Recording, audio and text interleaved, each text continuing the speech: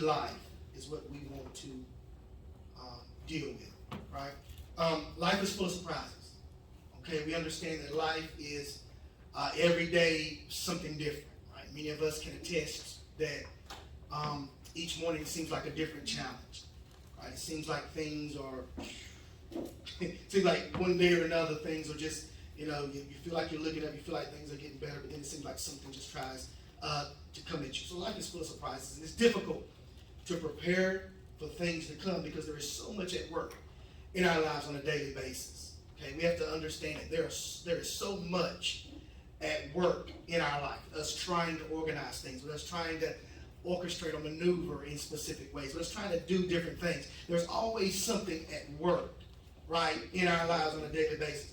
If we take a poll, ask everyone in here, each of us will likely give a different account of what we've been experiencing in our life, right? Somebody may be going through something different than your neighbor is, but we understand that all of us go through something, right?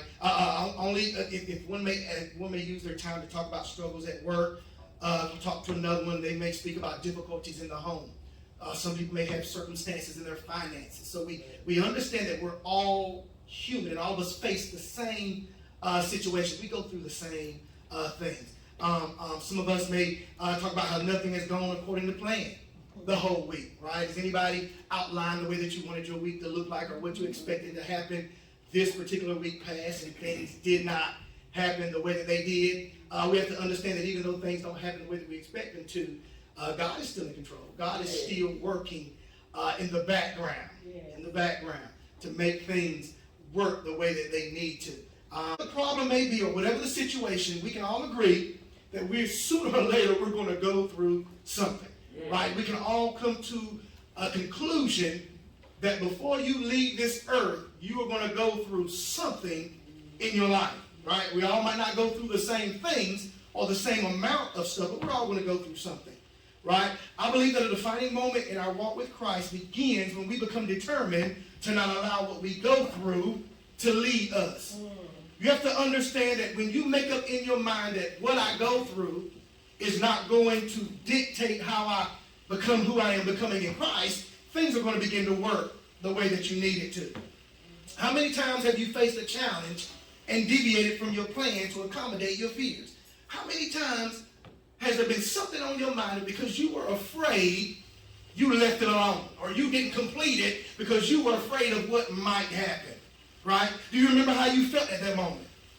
Was it easy to get back on track? Did you fulfill your intended purpose for that moment? Those are questions that we need to ask ourselves, because when we're living our life, when we're walking, when we're doing whatever it is that we're doing, we understand that each of us have an intended purpose. And if we do not fulfill our purpose, what good is it for us to be here? It is our responsibility to find out what is God's purpose for my life. And then what do? I allow God to show it to me. I get closer to God. I try to foster that relationship with Him so that then I can see what God really says about me. All of these are valid questions that we need to ask ourselves so that we can bring an end to a cycle that is only designed to make us miserable. How many of you can attest, or how many of you can agree that not knowing what's going to happen day to day sometimes gets miserable?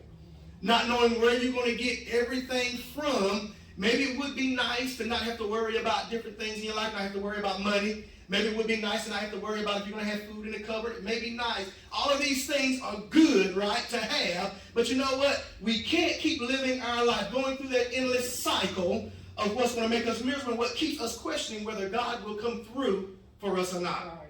That leads us to and that's what our base scriptures talk about in the book of Philippians. We have to know that God is going to come to our rescue whenever we need Him to. God is just that great. Ask yourself this: is God's true intentions for my life full of despair, anguish, and turmoil? Is that God's purpose for my life? The answer is no. That is not what God would have for you. According to the book of Jeremiah, chapter 29, verse 11, God says this: I know the plans, I know the thoughts that I have for you. He said, those thoughts are of peace, not of evil. Then it goes on to say to give you hope, or to give you an expected end. God's intentions for our life is for us to walk according to His plan, because His plan is full of hope and full of things that He has already outlined for us. You want to know what the meaning of life is? If you go through all of your years and still have not figured out what the meaning of life is, I'm telling you today, the meaning of life is to have God ruling and reigning in you so that you can be and do everything that God has for you to. Right? That's why we're here. We're here to give God glory. We're here to glorify Him, but we're also here to live out our life through Him. Right? Nobody has to have everything together. You don't have to have every T crossed, every I dotted. That's not what God is looking for. What God is looking for is right here. God is looking for where is our heart at. Because you could be a bad person to some people, but your heart might be good. Right? Your heart might be in the right place. And God will honor that. Okay, yeah, you might have got upset yesterday. You might have done something this morning that didn't quite fit well with what it means to be whatever it is that you call yourself to be. But God is a forgiving and gracious God. And no matter what we do in our life, God says He will forgive you for it. God's intentions for our life is for us to walk according to His plan, because His plan is full of hope and full of things that He has already outlined for us. You want to know what the meaning of life is? If you go through all of your years and still have not figured out what the meaning of life is, I'm telling you today, the meaning of life is to have God ruling and reigning in you so that you can be and do everything that God has for you to. Right? That's why we're here. We're here to give God glory. We're here to glorify Him, but we're also here to live out our life through Him. Right? Nobody has to have everything together. You don't have to have every T crossed, every I dotted. That's not what God is looking for. What God is looking for is right here. God is looking for where is our heart at. Because you could be a bad person to some people, but your heart might be good. Right? Your heart might be in the right place. And God will honor that. Okay, yeah, you might have got upset yesterday. You might have done something this morning that didn't quite fit well with what it means to be whatever it is that you call yourself to be. But God is a forgiving and gracious God. And no matter what we do in our life, God says He will forgive you for it. Right? You just got to forgive yourself. Scripture tells me that I may suffer sometimes, that I may face moments of adversity, but it also tells me that I am victorious and that I am an overcomer. And that's what I have to settle within myself. That there is nothing that I cannot overcome. There's nothing that I cannot do. There's nothing that can keep me from what God has for me. Right? Let me move on. It tells me that the God I serve has overcome the world and everything in it. I'm only as helpless and vulnerable as I choose to be, because there is nothing that God cannot bring me out of. Right? If I feel that I am in a vulnerable state, if I feel that I am at a moment where I'm about to lose it, or where things are not going according to plan, do not fret, do not worry, because God says, I have overcome the world. He said, not only did He say I've overcome the world, He said I've overcome everything in it. That means that there is nothing in the world that we live today that God has not already overcome. And if God is in your life, that means that you have the capability to overcome that thing as well. I must choose to follow Christ and make the decision to allow Him the space to deliver me out of everything I encounter. I've got to give God an opportunity.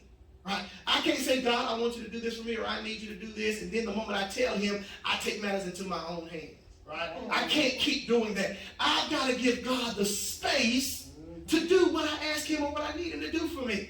God is, if you're going to keep moving, if you're going to do it, God's going to just watch. He's going to sit there and watch and wait for you to stop fighting with yourself, in yourself, and allow Him to be God for you. That's what He wants to do, and that's what He wants to be. Most of the battles that we fight in our life, we could get over them a lot quicker if we just turn it over to God and let God deal with it. Most times we feel like I got this. Right? As a man, first thing I'm going to think is, hey, I'm grown, I'm a man. I don't need nobody to see me vulnerable. I don't need nobody to see me down. I don't want nobody to know that I'm struggling. Right? As a man, that's what I'm thinking. And as I'm thinking, I'm like, so I got to figure this thing out. But I've come to realize, though, that when I put it in God's hands, and when I say, God, I need you to do this for me, right? Because I don't need nobody. Y'all ain't got to see me pray. I don't need you to see me pray to know that God is working this thing out. All I need, look, it don't take me but just a couple minutes. I can get away to myself. And you know what? Prophets might ask me a question.